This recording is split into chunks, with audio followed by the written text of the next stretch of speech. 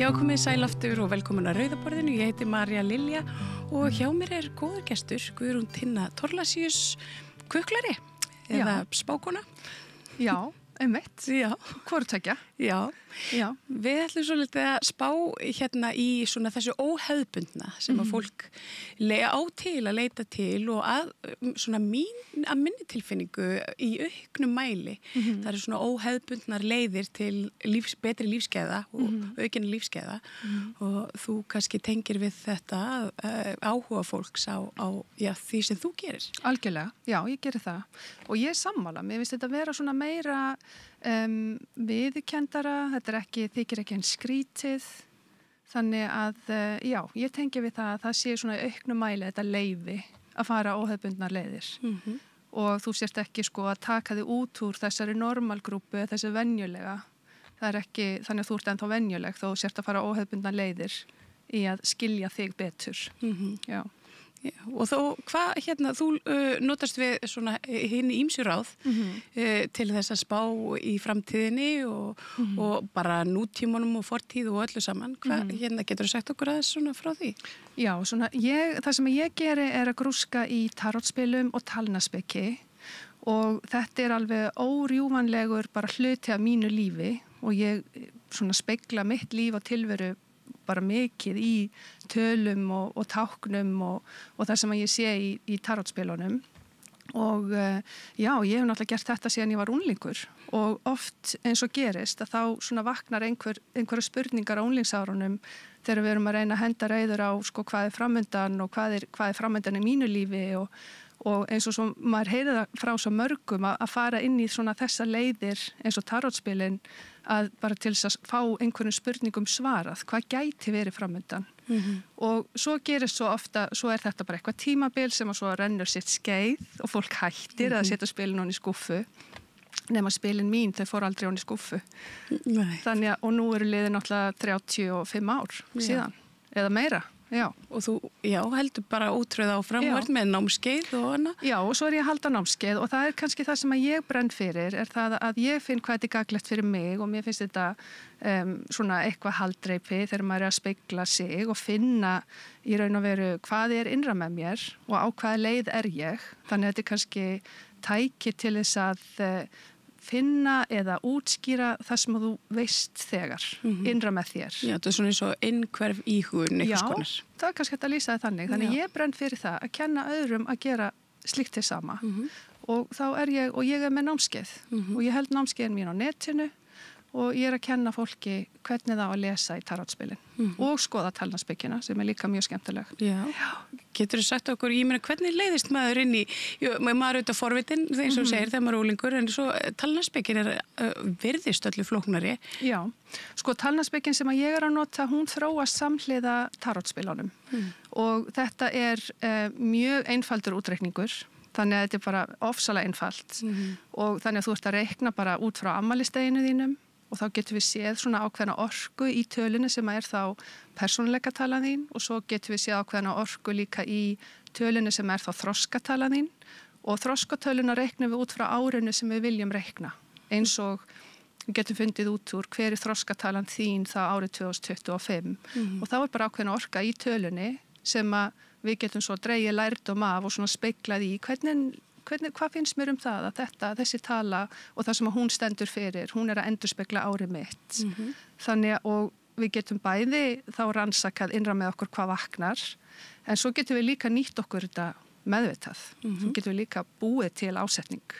Talan mín er þessi, ég ætla að nýta hana svona þetta ár og ég er að nota þá tarotspilin til þess að túlka tölurnar. Þannig að í hefðbundinu talnaspeki er verið að vinna með tölur frá 1 upp í 9 og ég þekki ekki þannig talnaspeki. Þannig að ég svona veit ekki alveg hvort að hún er með alveg 100% samhljóm með þessa talnaspeki sem ég er að nota.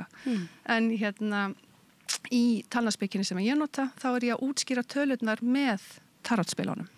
Með þá þessu major arkana sem eru örlagaspilin og eru þá þessi lífsreynsluspil sem að koma seinna inn í stokkin Og finnur fyrir því að fólk sé svona í einmitt auknum mæli að leita til þín og spurninga fólks? Þetta yfirleitt, fólk alltaf að spyrja það sama? Það að spyrja bara, þú veist, finn ég ástina og verði einhvern tíma ríkur og þetta? Já.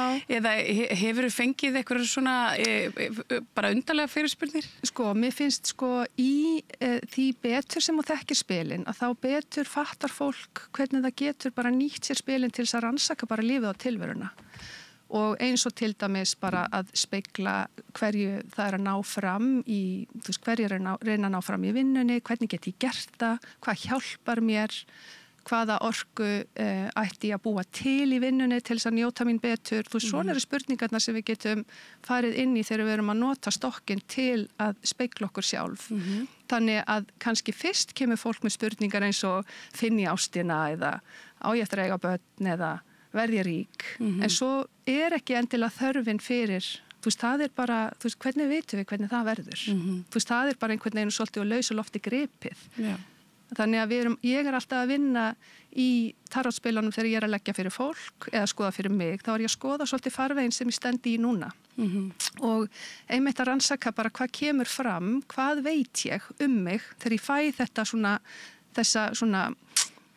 svona prompt úr spilunum, þegar táknin svona hjálpa mér að spegla það sem í undirvitundinni og innsæinu.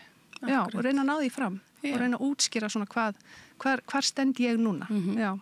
Þú, ég kynnti þig nú sem spákonu en þú sagðir mér áður en við byrjuðum hér að taka upp að þetta væri nú kannski, þú væri það sannarlega, en þú tengdir nú kannski ekki alveg við það titil. Nei, ég tengi ekki við það að vera spákona. Mér líður ekkit eins og spákona, mér finnst það kannski gamaldags orð, ég veit ekki.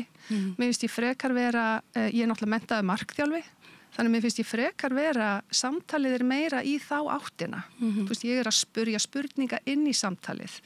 Og það svo mikilvægt að þegar ég að leggja fyrir fólk eða með fólki í tarotlestri að þá þetta alltaf tengingin við innsæið innra með manneskunni sjálfri. Þú veist, hvað innra með þér? Hvað vaknar þegar ég segi þetta og þetta spil segir þetta og þetta, hvað finnst þér?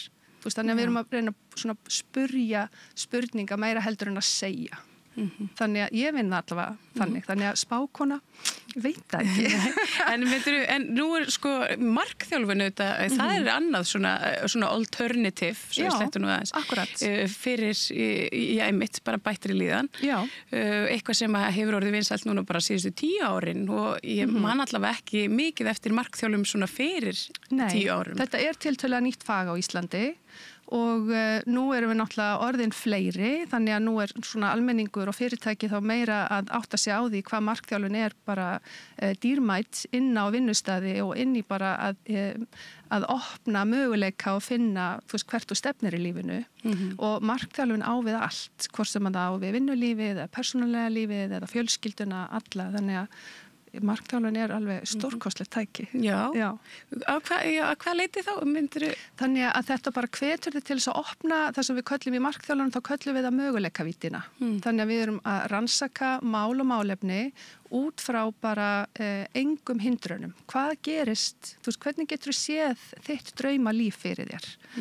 Og hvað þarft þú til þess að njóta þín í vinnunni? Og þá erum við að taka allar hundranir kannski úr sambandi. Hvað bara sannanlega innra með þér til þess að finna leið til þess að njóta þín í lífinu? Og það getur verið hvað sem Og markþjálfin þá hæfur til þess að halda utan samtalið og hjálpa þér að spegla. Speglar þá þessa orðin þín eða líðan og hjálpar viðkomandi að ná í það sem það sem þú veist þig nú þegar. En hvernig fer þetta saman, tarotlesturinn og markþjálfun? Þetta fer frábærlega saman. Þannig að auðvitað vinn ég sem markþjálfi bara með hreina markþjálfin, en svo kannski fyrir svona þá sem eru opnir fyrir því að vilja nota tarotspilin, að þá alveg hægt að fara inn í þannig samtal líka og nota þá spilin til þess að opna ennþá eitthvað sem þú kannski vissir ekki eða hefðir ekki dottið í hug í vitund. Þetta svona eins og við séum að sækja úr undirvitundinni eitthvað sem það bara ekki komið hérna í framheilan, það ekki komið hérna framalega, þetta bara svona sækja aftan frá. Já. Þannig að við erum kannski stundum þegar við erum að nota tarotspilin með svona samtali, þar sem að spurningarnar eru til þess að efla þína vitund og vitundasköpun, að þá þetta kannski stytt í leiðina stundum. Já. Og maður dettur eitthvað í hug sem maður hefði ekki fattað annars. ef að tarotspilin fá stundum að vera með. Já. Það er áhugavert. Nú ekki allir alltaf jákvæðir í svona garð þessara óhefbundu leiða af svona bættari lífsgæðum. Hefurðu fengið, bara eitthvað svona mótbyr, hefurðu orðið fyrir einhverjum neikvæðum röddum svona, þar varst talaðu með mitt eitthvað svona kerlingabækur og svona kukl- og kerlingabækur, þetta er nefnt í sem andráni. Já, kannski, þú veist, ekki persónulega en ég er alveg verið við það og ég veit alveg að slíkt er til og það er auðvitað áskorun að fá fólk í tarotlestur eða í svona þetta svona óhefbundna sem að vill ekki vera á staðnum. En stundum er kannski verið að senda einhvern, þú veist, farðu til Tinnu í þetta og þetta og svo kannski er það ekki viðtaki, þú veist, það er kannski ekki rétta viðmátið. Það er alltaf óþægilegt þegar maður fær einhvern sem að svona kannski mæti mann ekki með virðingu eða kurteisi eða skilningi. En ég held að út frá svona þessum óhefbundnu leiðum og þá er þetta náttúrulega bara ein leið á mörgum og þetta er eitthvað sem að tala til mín og ég er kannski líka ekki alveg á þeim stað að vera, ég er ekki að auglýsa eða biðja fólk að koma til mín í lestur, heldur ég er meira að svara eftirspurn. Þannig að það kannski fría mér líka frá því að vera að fá einhverja svona óþægilega gagnrýni sem að mér finnst óþægilegt að fá og mér finnst líka, þú veist, mér langar náttúrulega að vera bara í þessu venjulega, en ég er það ekki.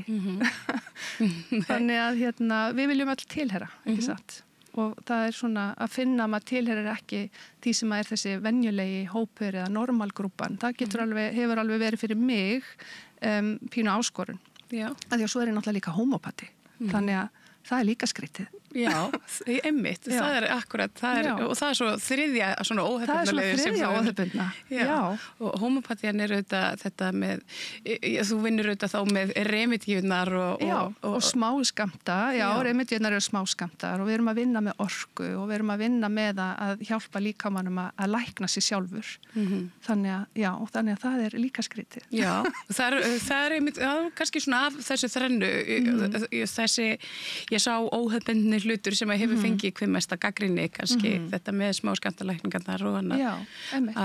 Og það er þetta hræðslan við að þessar lækningar og svona náttúrulækningar þær er einhvern veginn svona taki yfir þessar bara læknisfræðilegu vísindagreinina. Akkurat, og þá er það kannski líka þessi misskilningur að þú þurfir að tilheyra öðru hvoru kerfinu í staðan fyrir að hugsa sem svo að nýta hómópatíu inn í heilbrigðiskerfið að því hómópatar eru náttúrulega sérfræðingar í samtalinu og greiningunni og þannig er hómópatían hönnuð.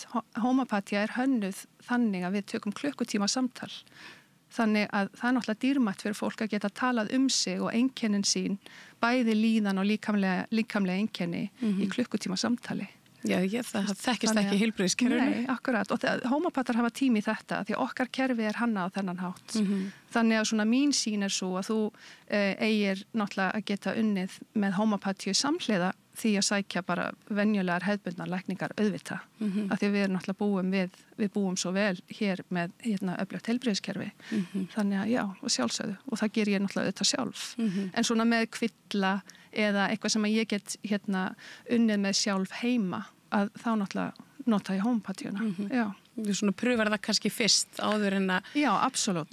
Já, hvað get ég gert til að styðja líkama minn, til að vera í sínu besta formi og þá mína líðan, þú veist, og þá getum við talað svefn eða verk eftir ræktina eða einkenni á breytingaskeiði. Halló, það er bara rosalega fínt að nota hómópatíu því það er heilbrigður líkami sem að fyrir gegnum breytingaskeið. Þannig að, og hómópatían hefur sannarlega svör við því. Þannig að það hjálpar mikið. Akkurat. Og það er einmitt, kannski, þetta hefur svo litið loðað svona við svona konur aðalega, einmitt að vera í þessu að leita óhefbundina leiða. Já. Finnur þau fyrir auknum áhuga karla? Nei, alls ekki. Þetta eru mikið konur. Já, ég fæ bara örfáa kallmenn, bæði í lestur í tarot og hvort sem er hómópatíu. En kallmennirnir eru meira í markþjálfun. Það þykir ekki eins óhefbundið. Þannig að það er svona meira að komast inn í þetta hefbundna, svona að það sé venjulegt að fara í markþjálfun. Já. Okkur heldur þessi munur sé svona á kynjum? Ég veit það ekki. Nú bara spyr ég, eru við konur tilbúnari að hlusta, þú veist, varðar þetta hlustun, varðar þetta það að við svona leifum okkur að rannsaka alls konar leiðir og svona hlusta eftir því hvað hendar okkur. Ég veit það ekki. Nei, þetta áhugavert. Já. Því að það eru fjölmargir karlar sem hefðu bara svolítið gott að hlusta á tarotspilin og eins og líkamassinn. Já, og hvað var það námskeiðin mín? Ég held að ég hafi fengið svona í öll þessi ár sem ég hef verið með þessi námskeið. Ég held að ég hafi fengið samtals kannski 5 kallmenn. Þú ert allt konur.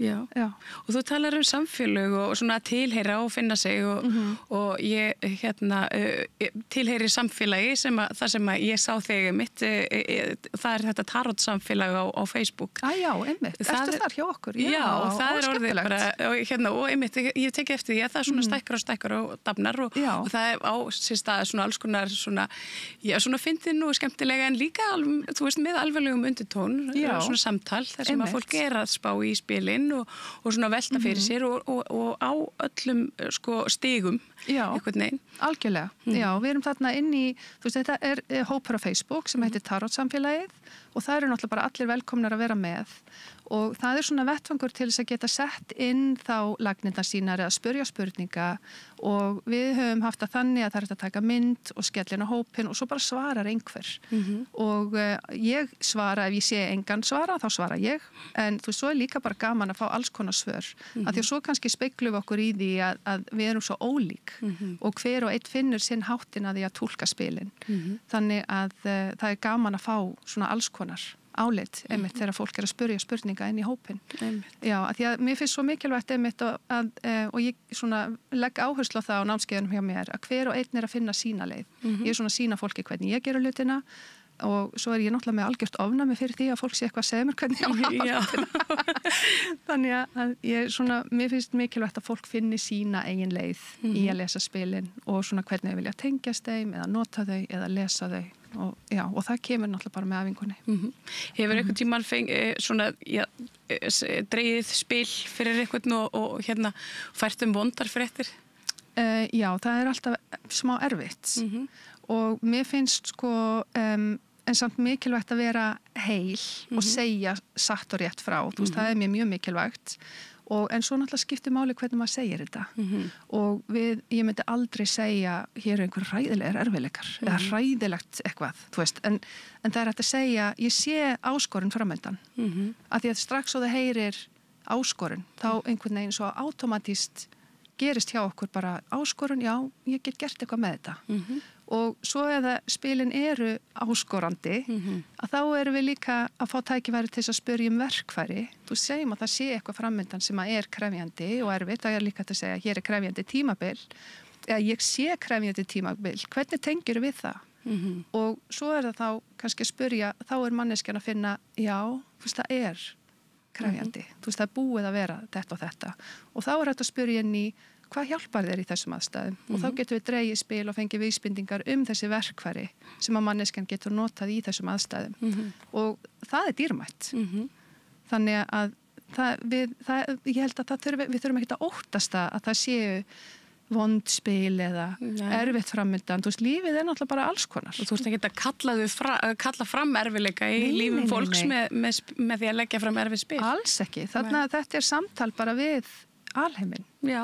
Og ég trúi því að það eigi þá að koma þessi undirbúningur fyrir þennan tíma sem að er framöndan, sem er þá meira krefjandi og við erum þá að fá tækifæri til þess að búa til þessi verkfæri fyrir manneskjuna að vinna með það þegar þetta tímabil kemur. En svo ef að manneskjan væri að segja nei, ég bara er á mínum besta stað í lífinu. Þú veist, þá erum við ekki þar. Þá erum við líka að skoða, ok, hvað er þetta þá? Og við bara erum að spegla innra með manneskjunni hvað spilin eru mögulega að gefa henni vísbendingum. Þannig að mér finnst líka mikilvægt að vinna þetta svona, að vera ekki að setja eitthvað á manneskjuna.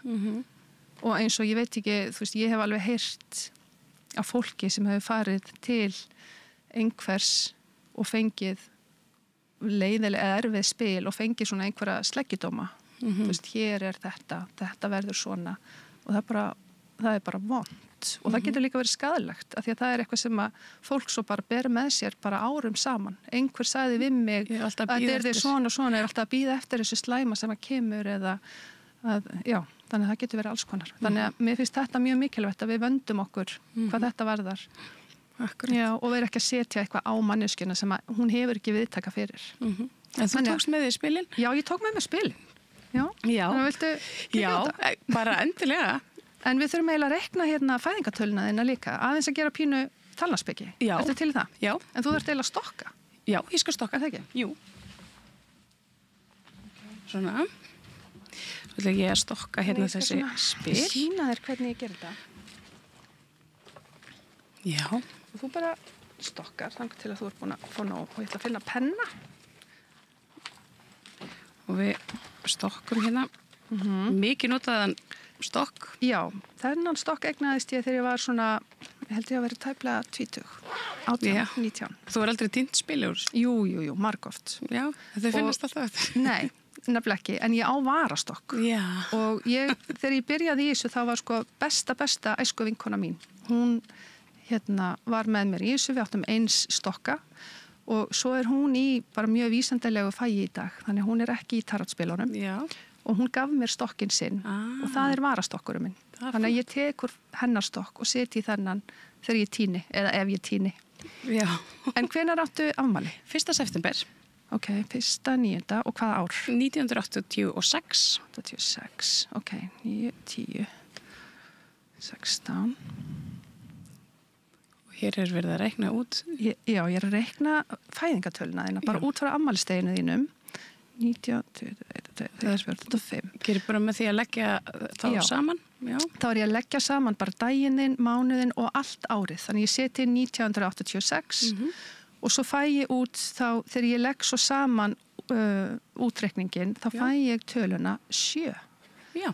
Þannig að talan þín, svona samkvæmt þessar talnaspeki sem ég er að nota í tarotspilunum er 7 og það er þá svona þín persónuleika tala og gefur vísbendingu svona ákveðin einkenni eða persónuleika og 7 er vagnin. Þekkirðu tarotspilin eitthvað? Já, bara lítilega. Já, kannski bara svona forvitni. Já, þannig að 7 er vagnin og vagnin er þannig að það er hermaður sem að stendur í vagninum og yfir honum er svona gardína eða svona skygni og allsett stjörnum. Og það er að vísa í það að hann er andlega tengdur. Þannig að þá erum við að sjá þessi einkenni í þér og þínum persónuleika. Að þú sért andlega tengd. Og svo stendur hann í herklæðum og hann er með tunglið í herðapúða.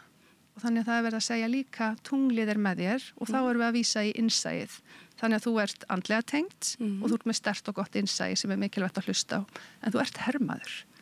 Þannig að þú skorast ekki undan og þú stígur inn í lífið og þú ert þá framkvæmdasöm og vilt stýra þínu lífi sjálf og líka það sem að hann gerir í vagninum er það að þetta er svona, ef þú þekkir eitthvað stjörnuspeki þá er hann tengdur bógamanninum þannig að hann getur verið hvatvís, vill vera að fara á milli staða og vill hafa mikið í gangi, mörg verkefni en greiðastæðurinn er heima af því að þetta er vagnin, síkunavagnin og þannig að hermaðurinn ferðast með heimilið með sér Þannig að greiðastæðurinn þinn er heima. Það þarf að vera, þú veist, þetta helga rými og friður heima og með fjölskyldunni. Þannig að hvernig... Þetta passar bara mjög vel. Já, tengur við... Já, bara allt saman. Ok, geggjað, gott. Og svo reiknum við það sem er kannski meira áhugavert er að skoða, það er náttúrulega gaman að vita hvernig maður er og hvernig maður svona getur nýtt svona sína eiginleika og eins og ég segi oft við sjör að þegar er verið að segja oft við konur, þú veist, slakað á, mikið að gera hjá þér og að hverju ertu út allt og allt þetta. Heyrir þú það einhvern tíma? Já, bara óbúslega oft. Já, þannig að þú ert sjö. Þannig að þetta er það sem að drífur þig áfram. Ég meira þess að heyrta að ég sé á yði í hérna settinu. Já, það er bara því að það er bara svona þessi neisti í þér og þú þarft þennan hreyfanleika til þess að halda þínum lífsneista. Þá er það að hafa mikið að gera, færa það milli staða, vera kannski pínu á yði. Já, það er bara orkan í þér, er þannig. Ok, svo erum við að skoða líka þroskatöluna. Þannig að þá erum við að skoða hvaða þroska er sálin þín að sækja á þessu ári. Og þá er það 9, 10, 13, 14, 15 og við skoðum það hérna. Og 5, 8, 9, 10, ok. Sko, þú ert í 10-unni og 10 er lukkuhjólið. Já. Og þá svo gaman líka að hugsa sko bara þannig að þú fáir einhverja pínu tengingu við þessa þroskatölu. Í fyrra hefur verið í 9 sem þá 9, hún náttúrulega svolítið að loka hringnum að því 10 líka 1. Þannig að nú ertu svona komin yfir strikið og fara inn í 9 farveg og 9 einsetumaðurinn. Þannig að þá erum við að skoða árið í fyrra og einsetumaðurinn hann búinn að klífa öll sinn fjöll. Hann búinn að ná ákveðnum árangri og hann stendur svona upp á klettabelti og horfir onni í dalinn og hann að hugsa innra með sér hvað framundan hjá mér? Hvert vil ég fara núna? Hvað næst? Hvert ég að fara? Og ja, hann félagslindi innfarinn, næringin í einverunni að því hann þarf frið til að hlusta eftir því sem innra með honum og nota þetta innsæi sem að þú átt í þér sem 7. Þannig að þú kemur þaðan úr árunni í fyrra og þannig að við gerum alltaf ráð fyrir því að við náum árangri. Þú veist, tengir eitthvað við þessa 9 sem að... Já. Þannig að við gerum einmitt ráð fyrir því að við svona náum árangri í hverju ári fyrir sig. Þannig að nú ertu komið með svörin sem að hafa svona vaknað innra með þér og ert komin inn í 10 og þá segir lukkuhjólið bara, ertu með? Breytum, gerum eitthvað. Og þá það að nýta tækifærið. Þetta kemur inn eins og erkitýpan the gambler eða vera að taka sénsinn. Því að það náttúrulega ljós og skuggi í hjólinu. Þú veist, það snýst í ljós og skugga. Þannig að það að segja okkur, það gjafir en það getur verið áskoranir. En þetta nýtt og þetta spennandi og þetta gjöfult. Og það þá með þér á árinu.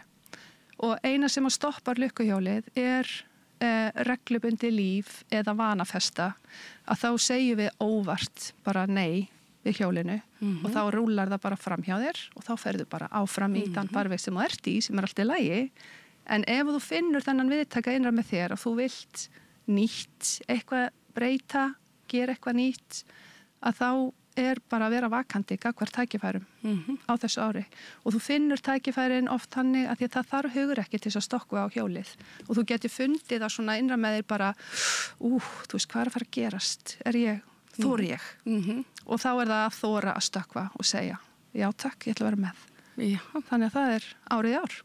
Þetta hljómar allt svo vel. Já, ertu til í þetta? Ég bara ofboðslega til í þetta. Þannig þú ert bara að segja já við lukkuhjólinu. Já, ég segi yfirleitt já við lukkuhjólinu. Ok, heyrðu, hafðu stokkinn hjá þér. Já. Og þú mátt dreifa úr honum. Og svo ætla ég að biðja að draga þá 5 spil. Það má alveg fara í veiðimann bara. Já. Bara dreifa vel úr honum. Nú dreifi ég hér úr þessum stokk. Og svo líka gott að hugsa, þú veist, ertu með einhverja spurningu? Já. Ok. Þessi vill vera hjá mér. Það hérna. Og ég ætla að fá 5 spil. Og hafðu þau bara, þarna ég sé þau. Já. 5 spil. Þarna ertu með hangandi manninn. Svo færðu prinsinn í bikar. Riddarinn í vöndum. 10 í bikar. Og 6 í mynt. Ok. Þannig að spurningin þín, það vísbendingur það sem þú ert að spyrja að það hafi verið bið eftir þessu.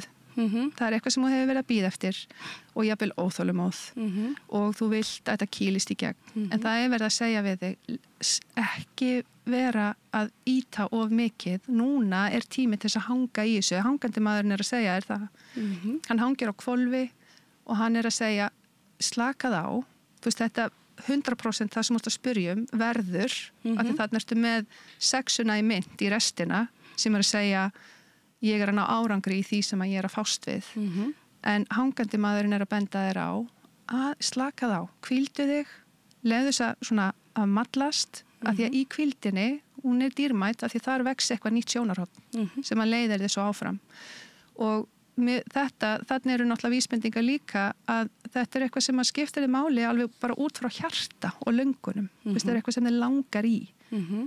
Og svo nærir þetta líka áhuga sviðið þitt. Og þetta gengur upp í bara gleði og ánægju og þú ert að greinilega byggja eitthvað upp. Hvað ertu að spyrja? Já, það nú það. Þú þarft ekki að segja það, en tengiru? Já, ég tengi, þetta tengist svona mínum aktivisma, við skulum bara segja það. Þetta tengist aktivisma, ok. Þannig að það þetta bara glimrandi. Einmitt, þannig að nú einmitt verið að segja bara leyfðu leyfðu þessu bara að vera og gerjast að því að biðin, hvíldin er mikilvæg. Að því að ef við erum alltaf keira, að þá bara stöldrum við aldrei við og þá er ekki tækifæri til að sjá eða uppgötu eitthvað nýtt í aðstæðum. Þannig að núna er þessi biðtími sem er alveg krefjandi. Það er óþolinmæði í honum. En sko, núna er bara tími til að hugleiða. Frábært. Og þetta er hangandi maðurinn, hangað einhvers staðar í jógasilki. Þú veist, það er bara... Það er bara æðislegt. Þannig að reyna að fara þangað. Já. Herðu, Guðrún Tinna Thorlacius, þakka kærlega fyrir að koma hérna til okkur og fyrir að spá fyrir mér í hérna framtíðinu og svara spurningum. Já, þetta var bara alveg æðislegt. Já, gaman að koma. Og á þessum nótum skulum við setja punkt hér í kvöld. Ég þakka allum góðum gestum fyrir að koma hér að rauðaborðinu, samstarfsfólki mínu og Pétri Fjellstæði sérstaklega fyrir útsendinguna og minni á að samstöðin.is er hnappur þar sem hægt er að gerast áskrifandi og hvet ég ykkur eindreið til þess að taka þátt í því. Takk fyrir og góða nótt. Segðu það á Samstöðinni. Samstöðin er í eigu hlustenda, áhorfenda og lesenda. Sláist í hópinn og gerist áskrifendur.